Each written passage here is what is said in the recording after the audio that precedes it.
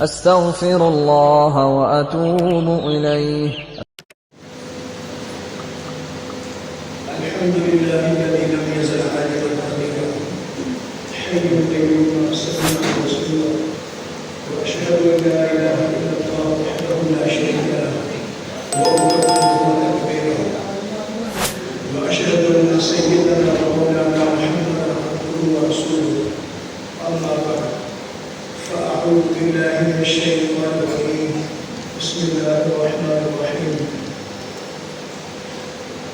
وأن المساجد لله فلا تدعوا مع الله أحدا وقال النبي صلى الله عليه وسلم أحب البلاد إلى الله مساجدها وأبغض البلاد إلى الله أسواقها وقال النبي صلى الله عليه وسلم بشر المشائين في الظلم إلى المساجد بالنور التام يوم القيامة أو كما قال عليه الصلاة والسلام. میرے محترم بھائیو دوستوں بزرگوں، اللہ تعالیٰ نے مجھے اور آپ کو اس دنیا کے اندر بڑے عظیم الشان مقصد کے لیے بھیجا ہے. انسان دنیا میں چیزوں کو بناتا ہے،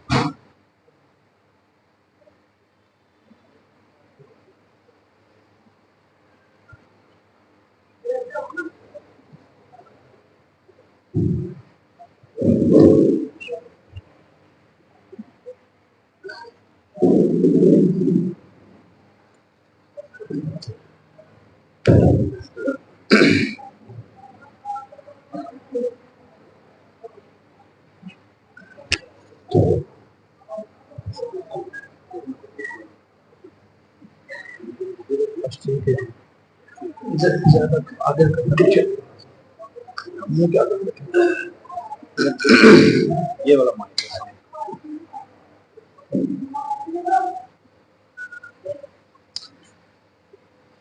دنیا میں آنے کا مقصد ہے. چیزیں انسان اپنے استعمال کے لیے بناتا ہے، وہی بیکار نہیں ہے. اس کے سامنے پورا ہدف ہوتا ہے میں کیوں بنا رہا ہوں. کپڑے کی بڑی بڑی فیکٹری ہیں، ٹیکسٹائل مل ہے، کیوں؟ اور اس کا ایک مقصد ہے جسم میں پہننے کے لیے. برتنوں کی فیکٹری ہیں، کھانے پینے کے طرح طرح کے ریسٹورنٹ. یہ سارا کارخانہ اللہ تعالیٰ نے جو بنایا وہ میرے اور آپ کے لیے، میرے اور آپ کے لیے. اتنا بڑا سولر سسٹم کائنات کا نظام شمسی انسان کی سمجھ سے بالا کر رہا ہے، اس کی عقل یہ آ ہی نہیں سکتا. ساتوں آسمانوں کا بنانا، ساتوں زمینوں کا بنانا، مشرق مغرب شمال جنوب. الذی خلق السماوات والارض فی ستۃ ایام، فرمایا ہم نے 6 دن میں اس سارے نظام کو ترتیب دیا. سورج کو بنایا، چاند کو بنایا، ستاروں کو بنایا، سیاروں کو بنایا. کس کے لیے؟ انسانوں کے لیے. یہ سارا کچھ بنانے کے بعد ہماری خدمت میں لگا دیا، ہماری خدمت میں لگا دیا. اور ہمیں کب میری مان کے چلنا. وَمَا خَلَقْتُ الْجِنَّ وَالْإِنسَ إِلَّا لِيَعْبُدُونَ، فرمایا میں جنوں اور انسانوں کو اپنے عبادت کے لیے بنایا ہے، اپنی عبادت کے لیے بنایا ہے. کسی فیکٹری میں، کسی دفتر میں، کارخانے میں ملازم رکھا جائے، اس کو تنخواہ بھی مل رہی ہے، اس کو کھانا بھی مل رہا ہے، اس کو رہائش بھی مل رہی ہے، کام نہیں وہ کر رہا، کام نہیں کر رہا. تو فیکٹری کا مالک اس سے پوچھے بھائی تم کام کیوں نہیں کرتے؟ دل نہیں کرتا. کام نہیں کرنا تو یہاں سے چلے جاؤ. جب تیرا مقصد یہاں نہیں پورا ہو رہا تو یہ اس مقصد کے لیے ہم نے آپ کو رکھا تھا وہ آپ پورا ہی نہیں کر رہے, تو باقی تنخواہ اور چیزیں یہ کس کام کی؟ تو مجھے اور آپ کو اللہ تعالیٰ نے اس دنیا کے اندر مقصد دے کر بھیجا. مقصد اللہ کی رضا کو حاصل کرنا, اللہ کی خوشنودی کو حاصل کرنا, اللہ کے قرب کو حاصل کرنا. یہ انسانیت کا مقصد ہے, یہ انسان کا دنیا میں آنے کا مقصد ہے کہ مجھ سے میرا اللہ راضی کیسے ہو جائے. اللہ کو حاصل کرنا, اللہ کو پا لینا. حدیث قدسی ہے, اے ابن آدم اگر تو نے اللہ کو راضی کر لیا تجھے دنیا کی ہر شے مل گئی, دنیا کی ہر شے مل گئی, دنیا اور آخرت کی ہر شے مل گئی. اگر تو نے اللہ کو راضی نہ کیا, ناراض کر دیا تو تجھے کچھ نہیں ملا, کچھ نہیں ملا. پھر اللہ تعالیٰ آگے خود ہی فرماتے ہیں وَأَنَا خَيْرٌ لَكَ مِنْ كُلِّ شَيْءٍ, اور میں تیرے لیے ہر شے سے بہتر ہوں, تیرے لیے ہر شے سے بہتر ہوں. تیری اولاد سے, تیرے ماں باپ سے, تیری بیوی سے, بچوں سے, کاروبار سے, بزنس سے, تمام تر چیزوں سے میں ہر شے سے بہتر ہوں. کیا مطلب؟ کہ تو مجھے راضی کر. تیری ترجیحات میں سب سے پہلے میں ہوں کہ میرا اللہ کیسے راضی ہوتا ہے. صحابہ اکرام کی ترجیحات اور ہماری ترجیحات میں زمین آسمان کا فرق ہے, زمین آسمان کا فرق ہے. صحابہ کی ترجیحات میں پہلی ترجیح کیا تھی؟ لا الہ الا اللہ. دوسری ترجیح محمد الرسول اللہ صلی اللہ علیہ وسلم. اللہ راضی ہو جائے, اللہ کا رسول راضی ہو جائے, یہ ان کا اول ترین مقصد تھا. سب سے اول مقصد کہ مجھ سے میرا اللہ کیسے راضی ہو جائے. ہر صحابی کا, ہر صحابیہ, مرد ہو یا عورت, حضور نے محنت ایسی فرمائی تھی, محنت ایسی فرمائی تھی. اور ان کا اور نہ بچھونا وہ مسجد تھا. مسجد جاتے, کوئی گھر میں بلانے آ گیا, یہ فلان صاحب کدھر ہے؟ مسجد گئے ہیں, کب آئیں گے کوئی پتہ نہیں. کیوں؟ ان کو پتا تھا جو مسجد میں گیا ہے وہاں جا کے اعمال میں مصروف ہو گیا. اور آج مسجد گیا, بس ابھی آیا, 5 منٹ میں آیا, ابھی آیا, بس میں ہونے ہی آیا. اسی لیے اللہ کے نبی نے فرمایا کہ احب البلاد الی اللہ, کل کائنات میں, پوری دنیا میں احب البلاد الی اللہ مساجدها, اللہ تعالیٰ کو سب سے محبوب ترین جو جگہ ہیں وہ مساجد ہیں. حدیث بات ہے, سب سے محبوب ترین, سب سے پسندیدہ, اللہ کی فیورٹ چیز کیا ہے؟ فرمایا وہ مسجد ہے. اور دنیا کی کوئی چیز نہیں, کوئی جگہ نہیں, بادشاہوں کے محل نہیں, بلکہ دنیاوی چیزوں کی تو کیسی نفرت فرمائی. فرمایا وَأَبْغَضُ الْبِلَادِ وَأَبْغَضُ الْبِلَادِ, کتنا سخت لفظ, وَأَبْغَضُ الْبِلَادِ, فرمایا سب سے بدترین, سب سے نفرت, اللہ کو سب سے زیادہ نفرت اور سب سے زیادہ اللہ کے نزدیک بدترین جگہ وَأَسْوَاقُهَا, وہ بازار ہیں, وہ آج کی مارکیٹیں, بڑے بڑے شاپنگ سینٹر, وَأَبْغَضُ الْبِلَادِ, فرمایا سب سے بدترین. اور مسجد کے بارے میں آئی تو کیا فرمایا؟ احب البلاد, فرمایا سب سے پسندیدہ, سب سے محبوب ترین جگہ ہیں مسجد. حاجی عبدالوہاب صاحب رحمۃ اللہ فرمایا کرتے تھے جو مسجد میں آیا وہ اللہ کا ہم نشین ہو گیا. مسجد اللہ کا گھر ہے. اب ہم سارے یہاں بیٹھے ہیں, ہم کس کے مہمان ہیں؟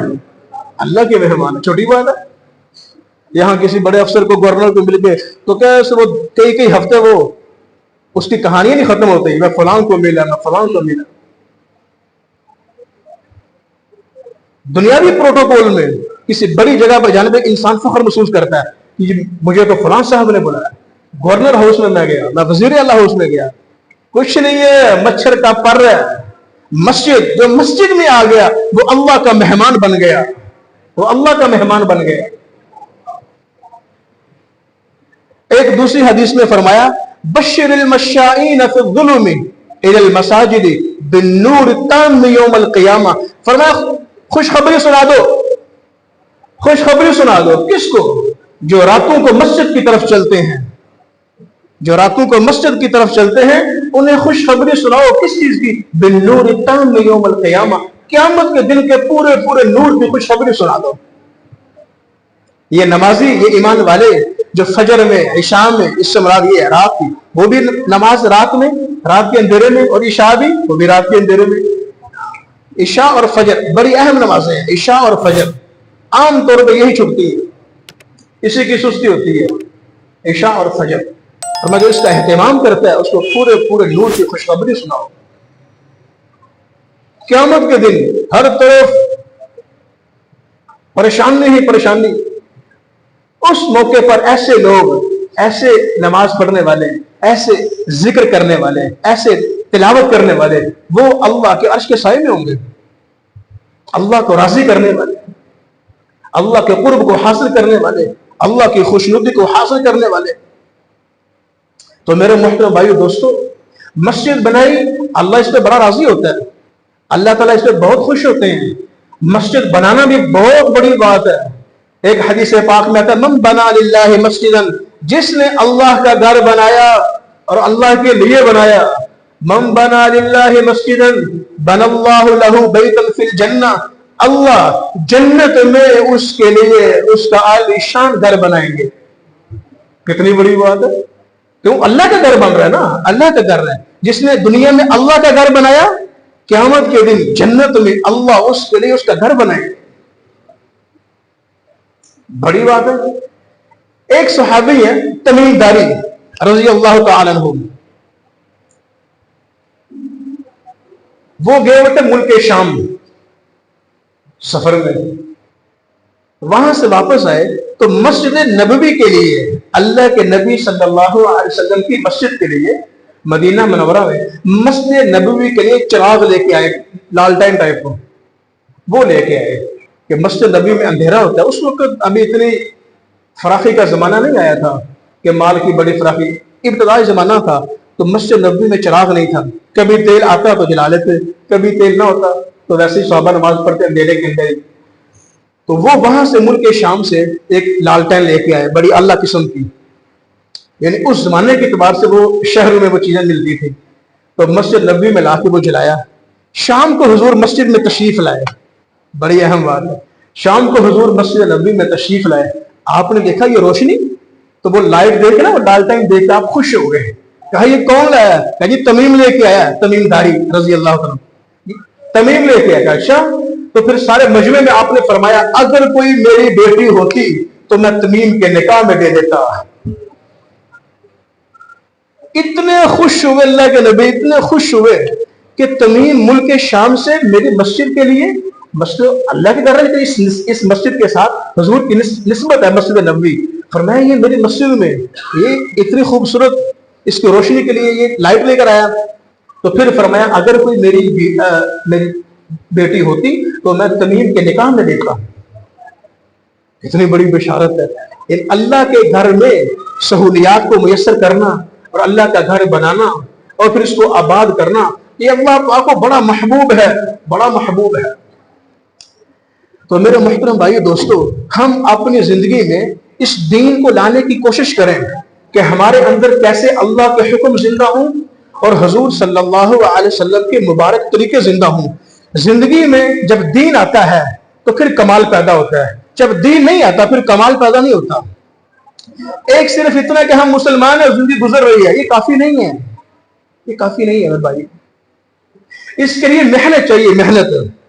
عام طور پر ایک جملہ چلتا ہے، او مولوی صاحب، او فلاں صاحب، کوئی بندہ بات کر رہا ہو نا، یہ اللہ تو بڑا غفور رحیم ہے، اللہ بڑا مہربان، آپ تو اڑ رہے ہو، بھئی یہ بات نہیں ہے۔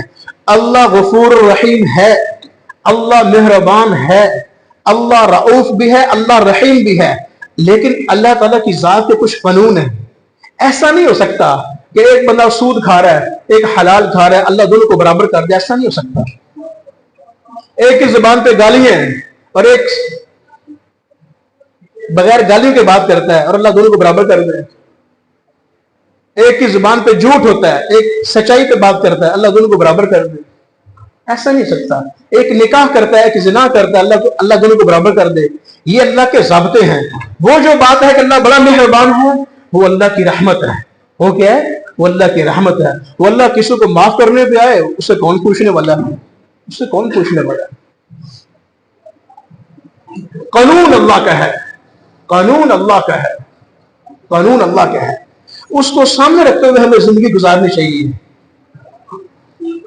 اللہ کے حکموں پر زندگی گزارنا, حضور کی سنتوں کو ڈھونڈ ڈھونڈ پر اس پر عمل کرنا, اتباع سنت, حضور کی سنتوں سے عشق کرنا, محبت کرنا کہ یہ ہمارے نبی پاک کی سنت ہے, اور مسنون دعائیں یاد کرنا. اس پر اللہ کو قرب نصیب ہوتا ہے. جو ولایت حاصل کرنا چاہے, اللہ کا ولی بننا چاہے, وہ فرائض کے اہتمام کے بعد وہ حضور کی اتباع میں آ جائے, اللہ اس کو اپنا ولی بنا لے گا. حضور کی سنتوں کا اہتمام کرنے والا بن جائے. اللہ کو اتنا محبوب عمل ہے. علامہ ابن عربی رحمۃ اللہ علیہ کا فرمان ہے کہ اللہ کے نبی کی استنجا کرنے والی کی سنت میں سورج اور چاند سے زیادہ نور ہے. پورے دین میں بتاؤ کتنا نور ہوگا. سارا دین ہی نور سے نور بھرا ہوا ہے, نور ہی نور ہے, نور ہی نور ہے. لقد کان لکم فی رسول اللہ اسوۃ حسنہ, اللہ کے محبوب نمونہ ہے, آئیڈیل ہے. ساری انسانیت کے لیے اللہ نے آئیڈیل بنا کر بھیجا اپنے محبوب کو. حضور ہمارے لیے نمونہ ہے. آج کا نوجوان وہ مختلف قسم کے ہیرو, ان کو دیکھ کے وہ چل رہا ہوتا ہے, ان کو فالو کر رہا ہے. نہیں بھائی, ہم اللہ کے نبی کو فالو کریں. اسی میں دنیا اور آخرت کی کامیابی ہے, دنیا اور آخرت کی عزت ہے. اسی میں دنیا اور آخرت کی کامیابی ہے, دنیا اور آخرت کی بھلائیاں ہیں. اس میں کامیابیاں ہیں. اللہ کے نبی کی حدیث ہے, آپ نے فرمایا جو میرا امتی لمن ترک الکذب وان کان مازحا, جو میرا امتی مزاح کے اندر بھی جھوٹ بولنا چھوڑ دے, فرمایا میں اس کو جنت کے درمیان میں گھر لے کر دوں گا. جنت کے درمیان میں. لمن ترک الکذب وان کان مازحا, جو میرا امتی مزاح کے اندر بھی جھوٹ بولنا چھوڑ دے, فرمایا جنت کے درمیان میں اس کو گھر لے کر دوں گا. اور لمن ترک المراء وان کان محقا, جو حق پر ہونے کے باوجود جھگڑا چھوڑ دے, اس کو جنت کے اطراف میں گھر لے کر دوں گا. جنت کے اطراف میں. آج لوگ کیا کہہ رہے ہیں کہ میں حق میں ہوں, میرا کوئی قصور نہیں ہے, میں حق میں ہوں. تو اللہ کے نبی بھی یہی فرما رہے ہیں, لمن ترک المراء وان کان محقا, جو حق پر ہونے کے باوجود جھگڑا چھوڑ دے, پیچھے ہٹ جائے, فرمایا جنت کے اطراف میں اس کو گھر لے کر دوں. ضمانت لے رہے ہیں, ضمانت. حضور فرما رہے کہ میں ضامن ہوں, میں گرنٹر ہوں. تیسری بات سب سے اعلیٰ, فرمایا لمن حسن خلقہ, جس نے اپنے اخلاق عالیشان کر لیے, فرمایا اس کو جنت کے ٹاپ میں سب سے اعلیٰ جنت کے اونچے درجے پر گھر لے کر دوں گا. 3 باتیں بڑی اہم ہیں. حق پر ہونے کے باوجود جھگڑا چھوڑ دے, اور مزاح کے اندر جھوٹ بولنا چھوڑ دے, اور اپنے اخلاق عالیشان کر لے. حضور جنت میں گھر دینے پر ضمانت لے رہے ہیں. کتنی بڑی ضمانت. یہ اللہ کے نبی کی ضمانت. ایک اللہ کی ضمانت بھی ہے, حدیث قدسی ہے. اللہ کا فرمان ہے, جو میرا بندہ بندی مرد و عورت 5 نمازوں کی ذمہ داری لے لے, 5 نمازوں کی ذمہ داری کے ساتھ اس کا اہتمام کرے, فرمایا میں اس کو اپنی ذمہ داری پر جنت میں داخل کر دوں گا. اللہ تعالیٰ فرما رہے ہیں, حدیث قدسی ہے, اللہ کا اعلان ہے. جو ان 5 نمازوں پر اہتمام نہیں کرتا, فرمایا میری اس پر کوئی ذمہ داری نہیں. فلا عہد لہ عندی, میری اس پر کوئی ذمہ داری نہیں. اب آگے وہی بات رحمت والی, اب اللہ کی مرضی ہے, اس کو اٹھا کے جنت میں ڈال دے, جہنم میں پھینک دے, سزا بھگتنے کے بعد میں جنت میں آ جائے. تو میرے محترم بھائی دوستو, حضور کا لایا ہوا دین, جو اس کو اپنے سینے کے ساتھ لگائے گا, اپنی زندگی میں اتارے گا, وہی کامیاب ہے, دنیا میں بھی آخرت میں بھی. اس سے ہٹ کر کسی اور راستے پہ چلے, اپنی ڈائریکشن وہ ٹھیک نہ کرے, اور پھر وہ یہ سمجھے کہ میں کامیاب ہو جاؤں, دھوکہ ہے. دھوکہ ہے, اس کو دھوکہ لگا ہوا ہے. 24 گھنٹے کی اس کی محنت تو دنیاوی کاموں پر ہو, اور تمنا یہ کرے کہ میں جنت الفردوس حاصل کروں. خواب وہ دیکھے جو صحابہ کے لیے اللہ پاک نے نصرت اور مدد اور بشارتیں اتاری, امیدیں وہاں باندھے, عمل نہ کرے. نہیں, ایسا نہیں ہے, ایسا نہیں ہے. عمل, محنت چاہیے, محنت. فرشتوں سے بہتر ہے انسان بننا, مگر اس میں پڑتی ہے محنت زیادہ. فرشتوں سے بہتر ہے انسان بننا, مگر اس میں پڑتی ہے محنت زیادہ. محنت چاہیے, دنیاوی کاموں میں ہم میں سے ہر کوئی محنت کر رہا ہوتا ہے, خوب زور لگا رہا ہوتا ہے اس پہ, صبح و شام محنت. ہر باپ کو فکر ہوتی ہے کہ میرے بچے کامیاب ہو رہے ہیں کہ نہیں ہو رہے, لیکن دنیاوی اعتبار سے ہم سوچتے ہیں, دینی اعتبار سے نہیں سوچتے, دینی اعتبار سے نہیں سوچتے. بچہ میٹرک میں فیل ہو گیا, نہ اماں کو نیند آ رہی ہے نہ ابے کو نیند آ رہی ہے, اس نے فجر کی نماز نہیں پڑھی, کوئی پرواہ نہیں, ظہر بھی چھوٹ گئی پھر بھی کوئی پرواہ نہیں, عصر بھی نہیں پڑھی پھر بھی کوئی پرواہ نہیں, ہفتے بعد جمعہ آیا, جمعے کے اندر بھی سستی, کوئی پرواہ نہیں. یہ کیا ہے؟ یہ ایمان کی کمزوری ہے, یہ بے بسی کی علامت ہے. وہ لا الہ الا اللہ وہ اندر میں وہ اس طرح اجاگر نہیں ہے, اس کا کرنٹ نہیں ہے اندر, ایمان کی حلاوت, ایمان کی چاشنی اندر نہیں ہے جو اس کو اس بات پر اٹھا سکے, جو اس کو نماز پر لا سکے, جو اس کو تلاوت پر لا سکے, جو اس کو اچھے اخلاق پر لا سکے. دین 24 گھنٹے کی زندگی کا نام ہے, صرف 5 وقت کی نماز کا نام دین نہیں ہے. 24 گھنٹے کی زندگی کا نام دین ہے. ایک نماز میں 10 منٹ, 15, 20, زیادہ زیادہ 1.5 گھنٹہ, 2 گھنٹے, باقی 22 گھنٹے, اس میں سارا دین ہے. ماں باپ کے ساتھ کیسے بات کر رہا ہے, اللہ دیکھ رہا ہے. ماں کے ساتھ بدتمیز تو نہیں ہے, اللہ کے سامنے ہے. والد کے ساتھ کیسے بات کر رہا ہے, اپنے باپ کے سامنے بولتا تو نہیں ہے, آنکھیں تو نہیں دکھاتا اپنے ابا کو, اپنی ماں کو ڈانٹتا تو نہیں ہے. اگر یہاں پاس ہے, ان معاملات کے اندر ٹھیک چل رہا ہے, اب اس نمازوں کی قیمت لگے گی. ماں کا گستاخ, باپ کا گستاخ, نمازیں جتنی مرضی پڑھتا رہے, حج عمرے کرتا رہے, اللہ اٹھا کے جہنم میں پھینک دے گا. فرائض پورے ہوں گے, فرض چھوٹنے کا اس کو گناہ نہیں ملے گا, لیکن وہ یہ سمجھے کہ میں ان کی وجہ سے ماں باپ کی نافرمانی کر کے بخشا جاؤں گا, ایسا ہرگز نہیں ہے, ہرگز نہیں, ایسا ہو ہی نہیں سکتا. اللہ کے ہاں سب سے اول ترجیح وہ اچھے اخلاق ہیں.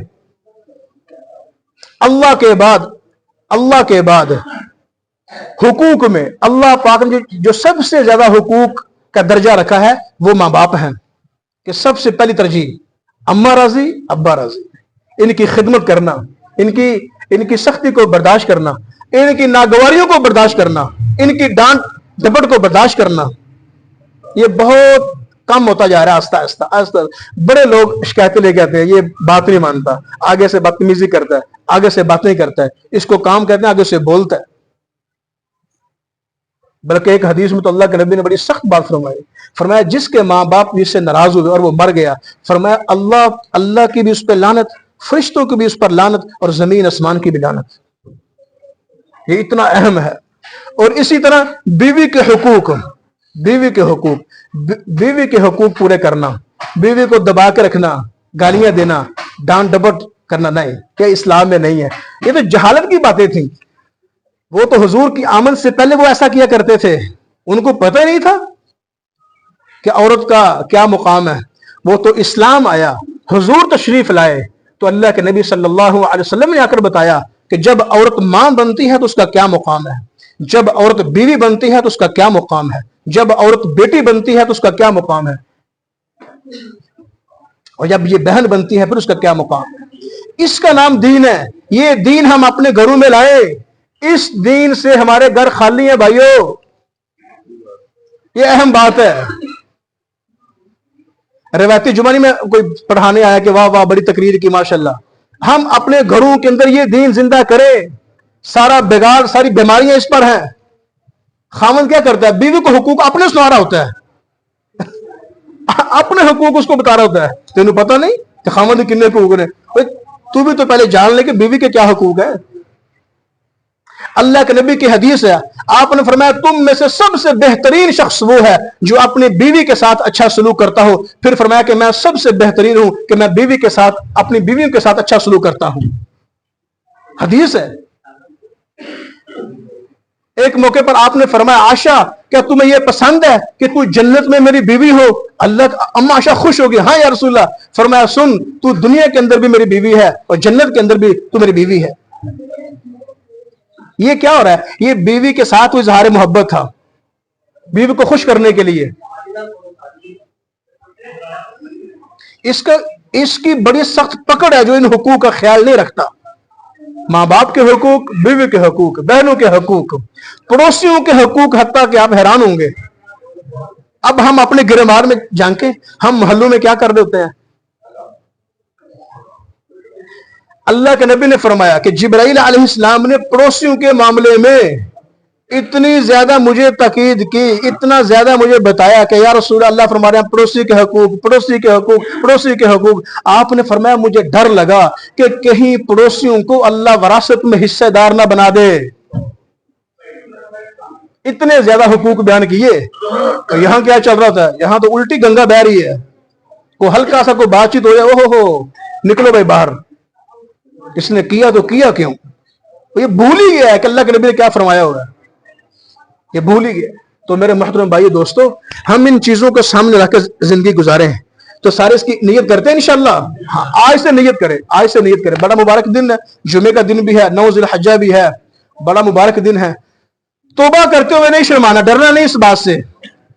बड़े लोग पूछते हैं इतनी उम्र हो गई है, गुनाह हो जाता है, बार बार क्या करें। भाई जो मर्जी हो जाए, तौबा का दरवाजा खुला हुआ है, तौबा का दरवाजा खुला हुआ है। वो ऐसा दरवाजा खुला हुआ है कि अल्लाह ताला खुश होते हैं जब भी बंदा आता है।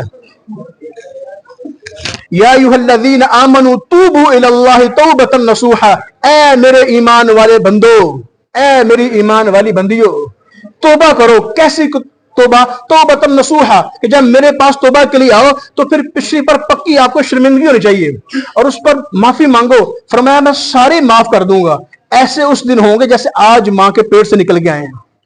तो तौबा करते हुए हमें नहीं इस बात को देखना चाहिए कि पहले भी गुनाह हुआ, तौबा की थी, फिर दोबारा गुनाह आ गया। अब पिछले हफ्ते एक दोस्त मुझे मिले, वो बार बार ये बात कर रहा था, कहता यार मैं तौबा करता हूँ फिर गुनाह आता है, मैं तौबा करता हूँ फिर गुनाह। मैंने कहा ये बंदा तो अल्लाह को बड़ा पसंद है कि जो तौबा करे और फिर गुनाह, फिर तौबा करे फिर गुनाह। मतलब इस नीयत से नहीं करना, लेकिन गुनाह हो गया फिर तौबा करता है, ये बंदा अल्लाह को बड़ा ही प्यारा लगता है। अल्लाह ताला इस बात पर खुश होते हैं कि जब भी इससे गलती होती है ये मुझसे माफी मांगने आ जाता है। तो असल में हम अल्लाह ताला को अप्लाई करते हैं अपने ज़हन के मुताबिक और इंसानों के ज़हनों के मुताबिक। फिर हमें शर्म आती है, यार दोबारा तौबा करने जाऊंगा, अल्लाह ताला क्या कहेंगे। ओ भाई, अल्लाह मेरे आपकी तरह नहीं है नऊज़ुबिल्लाह कि अल्लाह ताला क्या कहेंगे। अल्लाह क्या कहेंगे? अल्लाह ताला खुश होते हैं, मरहबा मरहबा, मेरा बंदा आ गया, भाई मेरा बंदा आ गया।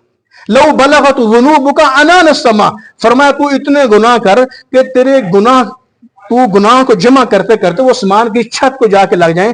तू एक दफा माफी मांगे, मैं सारे साफ कर दूंगा, लेकिन शर्त है कि तौबा पक्की हो, सच्चे दिल से। वो पक्की से क्या मुराद है कि पिछली पर शर्मिंदगी हो, आइंदा ना करने का अज़्म हो, ये दो बातें दिल में हो। तो तीसरी बात नहीं, अल्लाह मुझे माफ कर दे। अल्लाह के सामने रोए, हम सारी जरूरियात सारी हाजात अल्लाह से मांगा करें। हम पहले लोगों से मांगते हैं, जब कहीं काम नहीं बनता फिर मस्जिद में आ जाते हैं, फिर अल्लाह से मांगते हैं। पहले अल्लाह से मांगे। दुनियावी सबब भी साथ इख्तियार करने हैं, जो अल्लाह पाक ने बताए हैं। जैसे दुनिया का निजाम चल रहा है, जायज और हलाल तरीके से सबब इख्तियार करो, उसके साथ हम अल्लाह से खूब मांगे, अल्लाह बरकतों के दरवाजे खोल देगा। सारे इसकी नियत करते हैं इंशाअल्लाह। सुनते पढ़ लेंगे।